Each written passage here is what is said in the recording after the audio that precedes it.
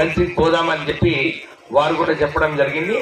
ఈరోజు ఇంత చక్కటి కార్యక్రమం చేసినందుకు సామ్యూల్ గారికి అభినందనలు చెప్తూ, నిజంగానే ఇప్పుడే మన చామల కిరణ్ గారు చెప్పినట్టు సామ్యూల్ గారు 3,200 కోట్ల నిధులు తీసుకొచ్చిందంటే 3,622 కోట్లు అంటే నువ్వు అందరు 119లో టాప్ ఎమ్మెల్యే నువ్వే సామ్యూల్, నిజంగానే. ఎందుకంటే మాకైతే ఇన్ని నిధులు రాలేదు.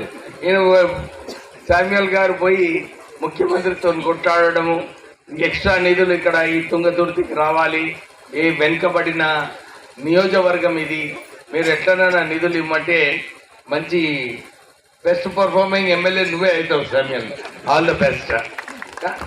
ఇష్యూ ఇప్పుడే మన నాయకులు చెప్పినట్టు టీఆర్ఎస్ ప్రభుత్వం వచ్చినప్పుడు 10 సంవత్సరాలు ఎస్పెషల్లీ మా శాఖలో ఈ ఐటీఐలు ఇంతకుముందు 65 ఐటీఐలు ఉండే, ఆ ఐటీఐలో ఒక్క పైసా కూడా ఖర్చు పెట్టకుండా ఆ ఐటీఐలు అన్నీ కూడా నాశనం చేస్తారు టీఆర్ఎస్ ప్రభుత్వం. తర్వాత ఉద్యోగాలు ఇస్తున్నారు, ఇంటికి ఒక ఉద్యోగం ఇస్తున్నారు, ఇవ్వలేదు. అప్పుడు మా అందరికీ ఇందిరమ్మ డబుల్ బెడ్రూమ్ ఇల్లు కట్టిస్తున్నారు, డబుల్ బెడ్రూమ్ ఇల్లు కట్టలేదు.